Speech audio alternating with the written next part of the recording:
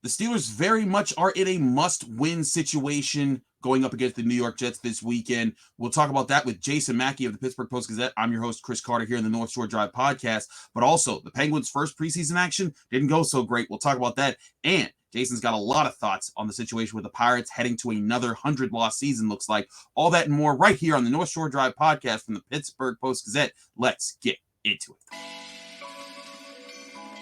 You are now listening to the North Shore Drive Podcast, a show on all things Pittsburgh sports from the writers of the Pittsburgh Post-Gazette, hosted by Christopher Carter.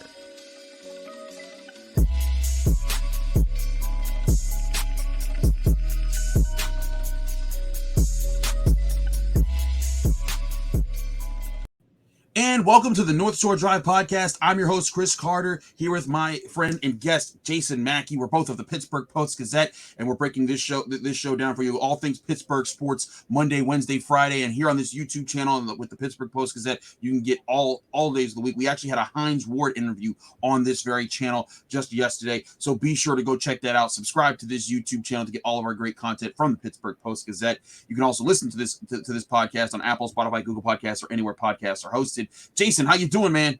I'm cold, Chris.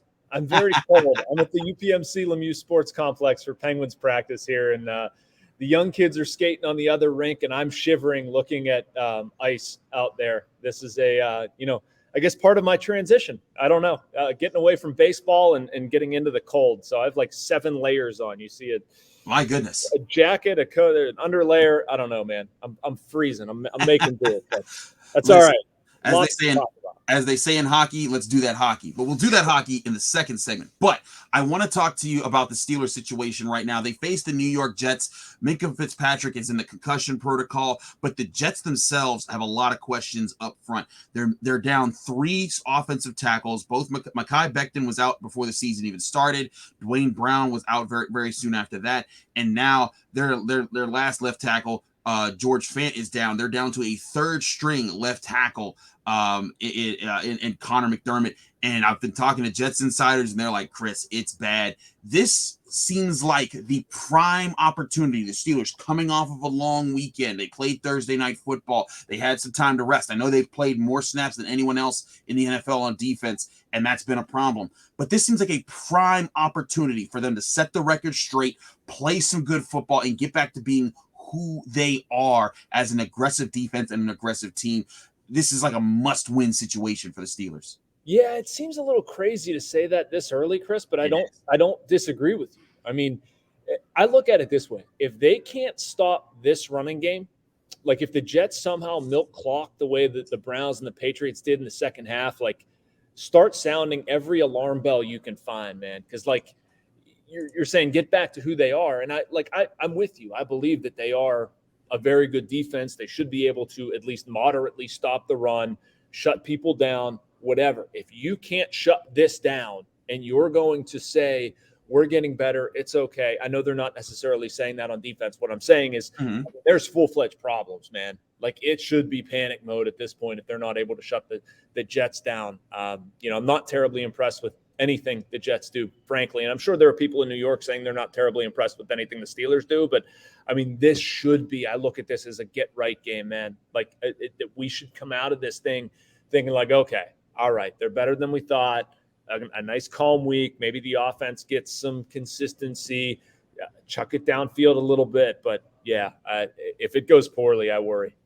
There's a lot to worry about, but we preview that, of course, with the Acrisure Fan Advantage. You can have the power to project one of our Post-Gazette Steelers beat writers into your home or office by using augmented reality. You get an exclusive pregame breakdown from Steelers experts standing right in your living room. Get the latest insights on starting lineups, key matchups, and critical stats at post-gazette.com/Acrisure Fan Advantage. No apps or downloads, just insider access to Steelers updates at post-gazette.com/Acrisure Fan Advantage, and you'll get a real edge on this week's action. And hey, I'm doing it this week. It's actually that's why you look so darn good. Thank you, sir. I gotta look nice because you gotta mask everything else up with the good clothes.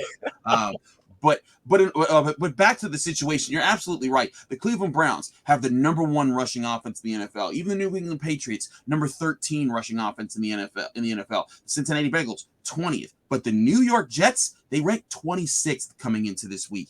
And I was talking to John Butchko, who covers the Jets, and he was telling me how, like, listen, Chris, this offensive line, you think yours is rough? It's worse over here. Like, and part of that's just injury. You know, Mekhi Becton was the guy they drafted to be their future, and he's out for the season. Dwayne Brown, who they brought in to replace him, is out for the season. The guy who was supposed to replace Dwayne Brown is out for the season. It's just, there's a catastrophic situation over there, and this needs to be a chance for the Steelers to set the tone. And again, I do think part of these last two games, you played 100 snaps on defense against the Bengals. Then you play against the Patriots, who were grinding you out. You got a lot of 3-and-outs. The Steelers have the second most 3-and-outs on offense in the NFL, only behind the Bears at this point. And then you have a Thursday night football game against a team that loves to run the football. Those were rough situations to be in, but this isn't. This needs to be a time where they can set the tone. Historically and typically of Mike Tomlin's Steelers, it's been these games where you see a kind of a get right moment where they may not win pretty, but there's a lot of things that you see like, okay, there is hope about this team. And I think this is kind of a pushing point. If they fold in this situation, it's going to be a place where I think we haven't seen Mike Tomlin's Steelers. We have seen them 1-3 before, but they face a gauntlet of teams after that. If they win in this situation, they're 2-2 heading into a tough stretch of games, but there will be something to build upon. I think that's the biggest thing this team needs to carry forward.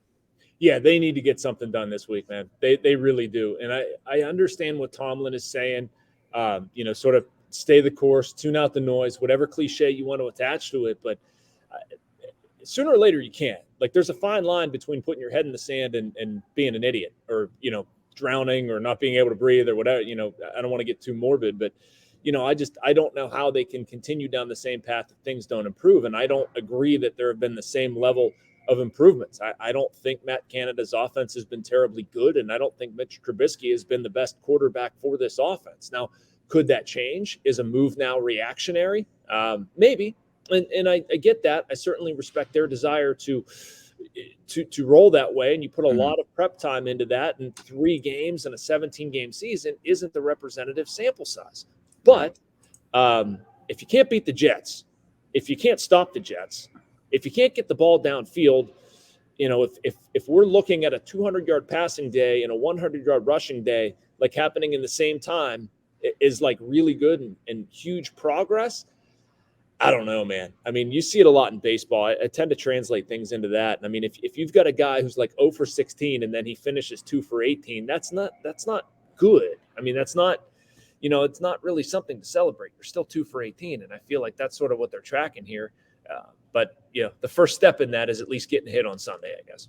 I agree. We'll see if they can get off on the good foot on Sunday at Acrisure Stadium, 1 p.m. And again, check out the Acrisure Fan Advantage to get my breakdown on it. I think there's some key matchups that we'll talk more about on the Friday edition of the North Shore Drive podcast with Brian Batko. But the Penguins played last night.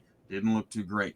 We'll talk about that Jason's thoughts on that as he's at practice on Wednesday morning, breaking things down. But first, we got to talk to you guys about Liquid Death. If you're out tailgating, you may notice some people crushing some tall boys all day and not only staying completely sober, but actually getting more hydrated. What's up with that? Chances are it's actually not a miracle beer, but rather a can of what's called Liquid Death. Now, what on earth is Liquid Death, you might ask? It's a new recyclable tallboy can of mountain spring water that will murder your thirst and bring death to plastic bottles. They donate 10% of the profits from every can sold to help kill plastic pollution. Plus, they just flat out taste great. And I'm going to break one open right now here on camera. You see, that's the thing. Like, you feel like you're cracking open a can of beer here, Jason. Like, you just hear that crack. I'm like, oh, that sounds, well, you taste it.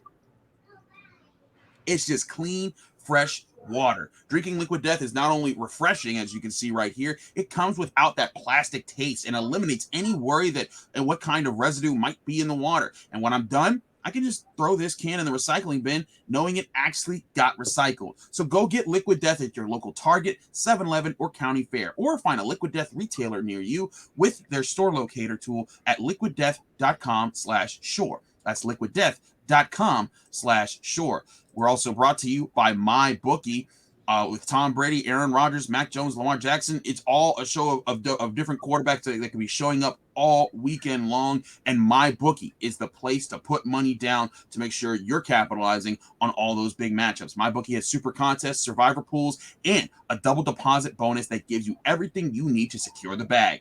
Getting started is simple. Sign up today and use promo code NSD. That's NSD for North Shore Drive, and you'll double up your first deposit instantly. Again, that's promo code NSD to double up your deposit up to $1,000 with MyBookie. This isn't your grandfather's bookie. This is MyBookie. Put your money where your mouth is and get rewarded for it. Begin your winning season today at MyBookie.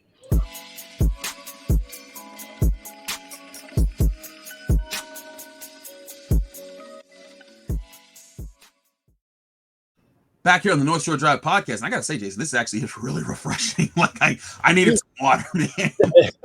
That is hugely popular in the Pirates clubhouse, and I actually did exactly what is in the ad read. And I swear I'm not trying to do this. I'm not getting commission from Liquid Death. At least I don't think so. Although I wouldn't turn it down. No, I'm like looking at players' lockers. I'm like, you have pounders? Are you like knocking out? Yeah, exactly. Like, and also, by the way, if that's an IPA, that looks darn good. I think I might try that. But no, it's I ended up getting it clarified that was water. So it is hugely popular among professional athletes as well. Go check out. I've tried. I have not. Yeah, it's really fresh. I will say. So I'm glad I got to try some Liquid Death. Go get you some. But let's talk about the Penguins, because that's where you're at right now. And it happens in every sport. You lose a preseason game, people start to panic. They lost 6-2 to the Red Wings. Didn't look good doing it. What was your readout as far as it? I'm not a person that ever panics over a preseason game. Nor should you. Exactly. This is a team that has a lot of older players who aren't going to care too much about this. This isn't where they're going to make their hay. What's really concerning about the Penguins is how they are in March, because they'll be in the playoff hunt, and it's just about how healthy they can be. But what were some of the things you did glean from this game that will actually impact the season? I mean, very little, Chris, to be perfectly honest with you. I would love to talk about the Penguins and the situation they have and permutations of wingers and defensemen. And I guess that's my takeaway. Like the Jeff Petrie, Marcus Pettersson pairing is something that I think is really interesting. I think they want to work. I think looked by and large pretty decent last night, and I think would be a really good thing for them moving forward if that stuck. But I mean, again, I was just having this conversation with Matt Vensel upstairs. Like, we're talking about pairings and line combinations in September. I know personally how darn long this season is. Yeah. And like you said, there's nothing that matters with this team.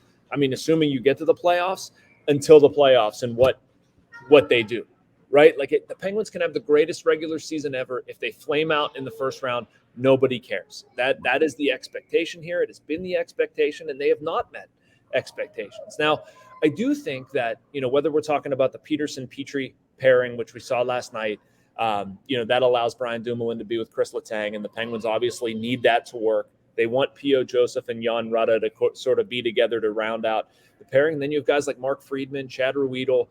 You have some decent depth there, and I think that really speaks well to the job the Penguins did this offseason, retaining a lot of people, and you're inevitably going to have injuries. Sort of to me, one of the more interesting talking points, and I think I'm going to be writing about this soon, is how you sort out the guys around Sidney Crosby, Evgeny Malkin, Jeff Carter, Teddy Blueger. Those are their four centers. And, Jake Gensel's obviously going to be there. Brian Rust is obviously going to be there. Ricard Raquel's going to be there. Jason Zucker has looked really good. Those are theoretically Yeah. And so, you gotta figure out what is around those guys. Kasperi Kapanen, I would say, is still a pretty big question mark. You have some other guys like Matt Vensel wrote about Radim Zahorna today. What is he? What is Drew O'Connor? What is Brock McGinn? Danton Heinen? Like these guys, Valtteri Puustinen as a young kid they have. Like there's a bunch of sort of moving parts around the core that you need to have solidified. And we saw some of it, Chris, last night in the preseason game, and we'll see some of it throughout the preseason. But the season's so darn long. I can't draw any conclusions off that thing, man. I wish I could. No, it's totally fine. But let's talk about the positioning of the wingers around, especially the top two centers, Crosby and Malkin, because those are going to be the ones that everyone talks about the most, and I think that produce the most. We've seen a lot of Gensel, Crosby, and Rust over the years, but it looks like Raquel might be working his way up to that top line now. What's your opinion on moving Rust back to Malkin and trying to help that line out and balancing that out? Is this the right move for Mike Sullivan for this season? Yeah, I don't have a problem with it, Chris. I don't have a strong opinion to say, like, they need to keep Ricard Raquel with Crosby. They need to keep Rust. Like, I feel like Brian Rust has always sort of been like that old reliable with Crosby. He might flirt with somebody else, but, like, he's always going to come back to this guy. And because Rust understands what Crosby likes to do. Rust can also skate well enough to keep up with what Crosby likes to do. And we've seen Sid for years thrive with wingers who can shoot, are willing to go into the corners, and can skate. Like, think of the Pascal Dupuis, Chris Kunitz line that, when healthy, that was one of the most productive lines of Crosby's career. And so you're trying to recreate that with Gensel, who can obviously shoot, and for a small guy actually goes to some tough areas, and sprinkle in whether that's Brian Rust or Ricard Raquel can do both of those things. I like that option. And the other thing I like about Brian Rust that I think is maybe the X factor here, we've seen throughout his career that he's able to play with anybody. I mean, lines 1, 2, 3, 4, either side. There's a lot of flexibility there. So if you put him with Gino, and this is actually something I talked to Rusty about I think it was the first day of camp. I mean, they've had chemistry in the past. They've worked together well. Gino likes playing with Rust. He likes Rust's he goes everywhere, and it allows Gino to be a little bit more of a playmaker. And it's never a bad thing when Malkin is able to distribute the puck and use some of that, especially, as he's getting up in age. I'm not saying he's slow, but if you can have him making passes instead of feeling the need to lug the puck the entire time, I like that form of the Penguins offense. And I think that flexibility can certainly be a weapon. You'll be because you don't just want to keep the same lines all the time. One, you're going to have injuries. You're going to need to shake things up. It's a long season. You got to do that. But also, I mean, how many times have we seen lines change and it just find a spark at the right part of the year? I think that flexibility is going to be something to watch there. I wanted to talk about something else with you because this is less, on the season, but let's talk about fighting in hockey for a little bit here. Yes. There's been, that's been one of the classic debates of hockey, when it comes to not just the Penguins, it's all across the board. I remember years ago, there was a really bad brawl where Mario Lemieux wrote a note to the league where it's like, hey, we can't keep having this happening. I don't know about you. I feel like, I get that there's old timers that think that hockey needs fighting, but I watch a lot of football. I watch a lot of basketball. If you fight, you get tossed. Like, you throw a punch, there's no penalty box. You're just out because it's just not allowed. I get that this is part of the culture of the sport, but I really think I think just watching it would do itself a service if it cut that kind of stuff out of the game. Yeah, and you know what bothers me, Chris, and this is going off, people if they're wondering why, this topic is out of left field, what the heck are you guys talking about? But, in the Penguins' first preseason game, you have Jamie Devaney, the Penguins guy, squaring off with, his name is escaping me, from the Columbus Blue Jackets, but you have two guys who are only there simply because their ability to fight in American Hockey League games. And so, they run these two guys out there in Wilkes-Barre or wherever, Lehigh Valley, and they fight each other. It's not based on hockey ability or anything like that. There's not this tension that is built up over a series of time. It's just here's this staged fight, and we're going to do this and, mask it as entertainment. Meanwhile, you do it in the middle of the kids' game, and Jamie Devaney ends up knocking the guy from the Blue Jackets out. Literally, he's on the ice, unconscious, in front of a bunch of kids cheering. And to me, that was a moment where I'm like, there has to be a better way. There's no need for this, man. I almost want to say, I don't need to outlaw fighting in hockey, because if it happens, sometimes in an NFL game, not that it's legal, but tempers flare and it becomes what I hate is the staged, we're only here because of this. I'm only on the team because I can fight. And that's clearly what that was to me. But if you outlawed it entirely, I would not object. I think, I've used the analogy in this discussion before. We used to smoke on airplanes, man. Right. That was part of the culture. You used to roll around in the back of a station wagon without a seatbelt. That doesn't happen anymore for the betterment of society. It's okay to evolve. And I feel that's where we're at right now with hockey. Man, just take it out. And I mean, from a Pittsburgh perspective, Mike Sullivan has no use for this stuff. They don't play a game like that. I mean, you saw him get Ryan Reeves, and it's not to rip on Ryan Reeves, but he played 3 minutes a game. He was there for one reason. Yeah. And you gave up too much to get him, and you can criticize that trade. But as far as do the Penguins have a fundamental need for fighting in hockey? I don't think they do. I think it hurts their brand. I know that in the past that it used to be the thing that would get them all, in the early 2010s, that team was so talented. But if you kind of nitpicked at them and they would get the fights, you'd get the certain guys off the ice at the wrong times. And then all of a sudden you're missing Malkin, you're missing Crosby, you're missing the guys that you need to make pushes, especially in those playoff games. I also just think that and I want people to understand, Jason and I aren't saying take physicalness out of hockey. There's a big difference, pushing, shoving, hitting,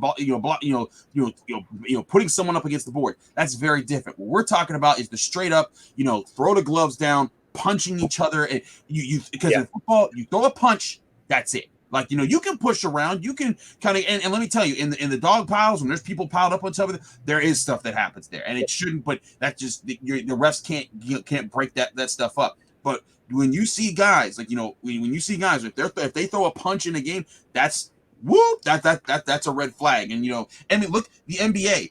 They had the malice at the palace, and they have cracked down ever since. They don't want stuff like that happening in those sports. I think hockey can get a lot from getting that out of their game. Chris, you know what I think is fascinating? You play football, and I played football, although I didn't hit people.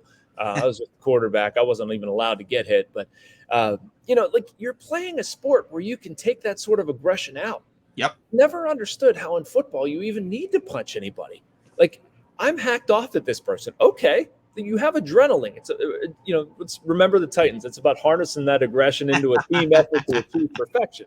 Like that. That's you knew that line way too well. That was amazing, dude. My 3-year-old's obsessed with Remember the Titans, and I'm not fighting it. It's a good movie for them to have it to be obsessed to. It's better than Paw Patrol. I can look at my 3-year-old. I say, "You're killing me, Petey." And it would be like, "How many feet are in a mile? How many feet are in a mile?" 5,282 feet, and you pick up that ball and run every single one of them. Dude, my 3-year-old will look at me and go, "Dad, let's go through a little run through the woods." And it's like we pretend like we're Remember the Titans, like running to Gettysburg. It's like he does all that stuff. That's adorable. I was teaching him about like up downs. We're gonna do up downs until Blue was no longer tired and thirsty. Man, he loved it. So anyway, yeah, that's why I knew that. But no, I mean, you have the opportunity to hit somebody legally. Do it. Crush them into the boards. There's nothing wrong with that. I'm not saying you get to blindside a guy or try to hurt him, but like you can finish your checks. That's allowed. Mm-hmm. I don't know about you, Chris, but like I hate headhunting in football. I think anybody who played it does. Like they'll target the head. But when I see a good, hard tackle where somebody lays their shoulder into them, wraps them up, crushes them, and like both guys get up because they're padded and that's okay. I'm like, yes, that's the way the game is supposed to be played. I mean, what are you going to do? And sometimes somebody gets the wind knocked out of them or hurt, and that's a shame, but you at least know what you're signing up for. I think a perfect example was how the Steelers handled Vontaze Burfict for years. That man took out in the same season Le'Veon Bell, Ben Roethlisberger, and Antonio Brown, all in the same year. And you didn't see the Steelers headhunt him. You didn't see the Steelers, trying to just jump him after the game. Yep. What happened? Juju Smith-Schuster, legal block, shoulder to shoulder, blew him up. And Vontaze Burfict was so embarrassed he didn't want to get, because he said I wasn't too messed up, but he didn't want to get up. Juju gets suspended for standing over him and talking a little stuff afterwards. But that's the kind of stuff. Win the next play, win the next down. That's the way I was taught how to play football, and that's how you guys. I think anyone should do it. They should handle hockey a lot different than fighting. We got to talk some Pirates. We'll do that in just a minute here on the North Shore Drive podcast with the Pittsburgh Post-Gazette. But first, we got to talk to you guys about our friends at Yinzers in the Berg. Hey, Yinzers, listen up. The Steelers campaign is off and running, so show your support for your black and gold. And it's easy to do that with 2 legendary shops of Yinzers in the Berg in the Strip District. Plus, they have a growing online store that you can get all the Pittsburgh sports merchandise you could want. Yinzers in the Berg is the place to go for all your Pittsburgh sports apparel, accessories, and much, much more. We'll see you in the Strip District, or check them out online by shopping at YinzersPGH.com. That's YinzersPGH.com for all your Pittsburgh sports apparel.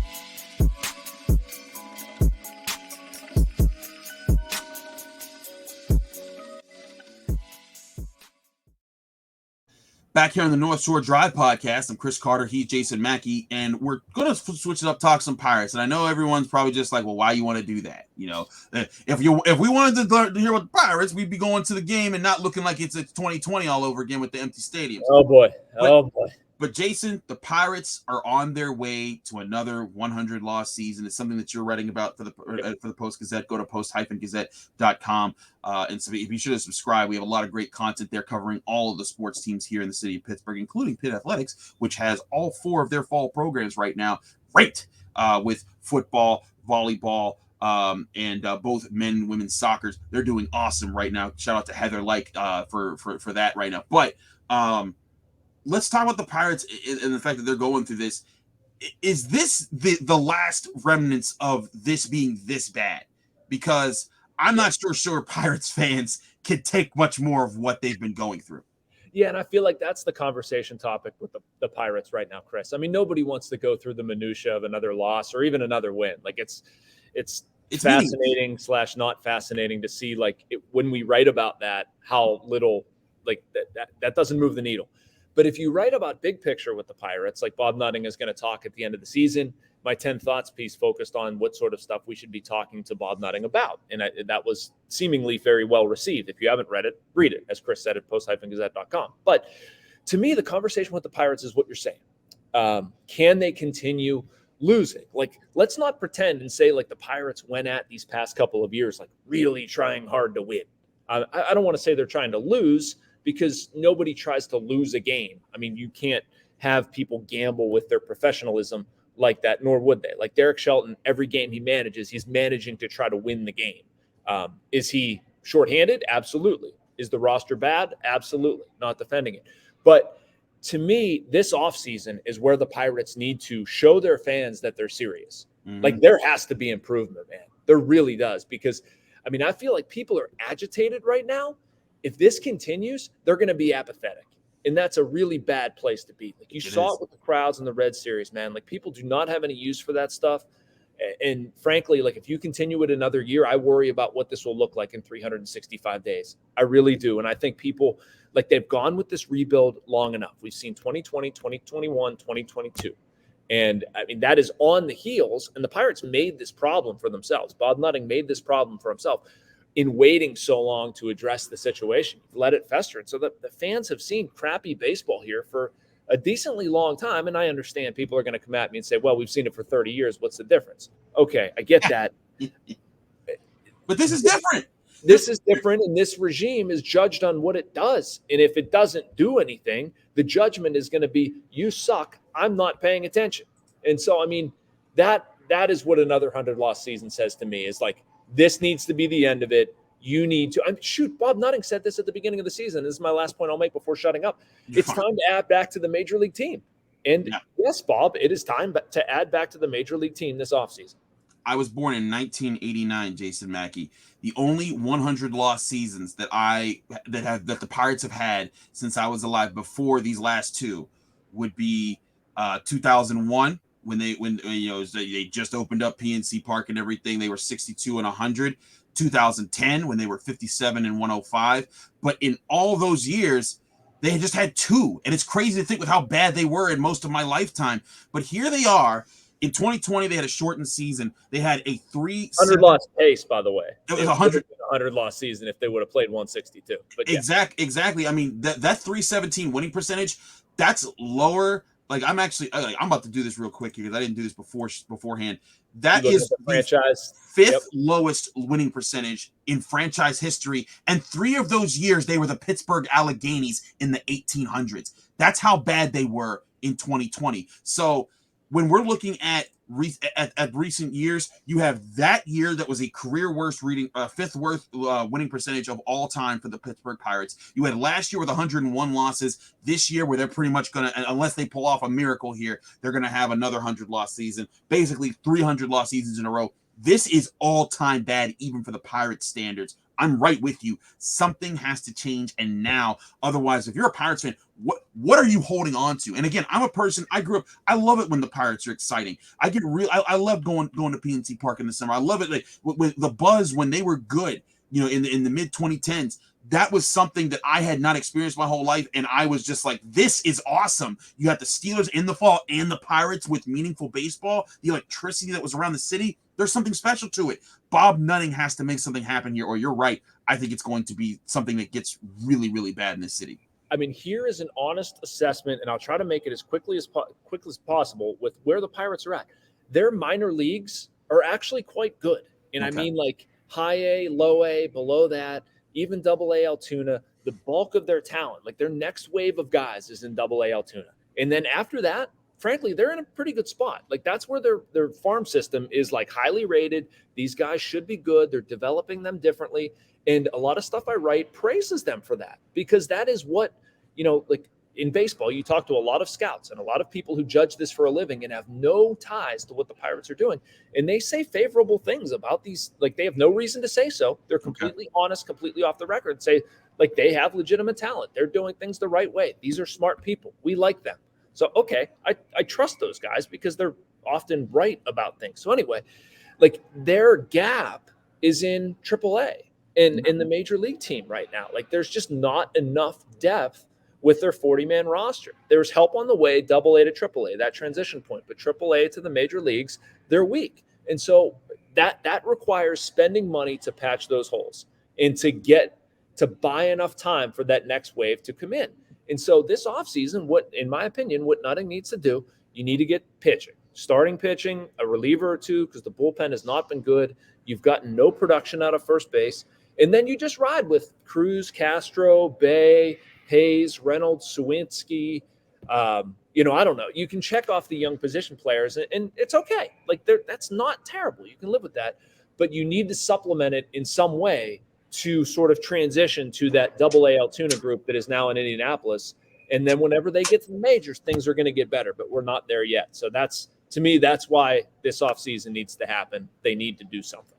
We'll see if they do something. Jason Mackey will be all over it, as he's all over everything Pittsburgh sports in the Pittsburgh Post-Gazette. Jason, thanks again for joining me on the Wednesday edition of the North Shore Drive podcast. You can find this show on Apple, Spotify, Google Podcasts, anywhere podcasts are hosted. If you watch us on YouTube, like this video if you enjoyed it. Subscribe to this YouTube channel to get all of our Monday, Wednesday, Friday episodes and our Tuesday, Thursday shows. We're adding a lot more content to this channel, covering college sports, pro sports, everything here in Pittsburgh. So stay tuned. A lot of great things coming your way. Thanks again for joining us. I'm Chris Carter. He's Jason Mackey. I'll be back with Brian Matko on the North Shore Drive podcast on Friday.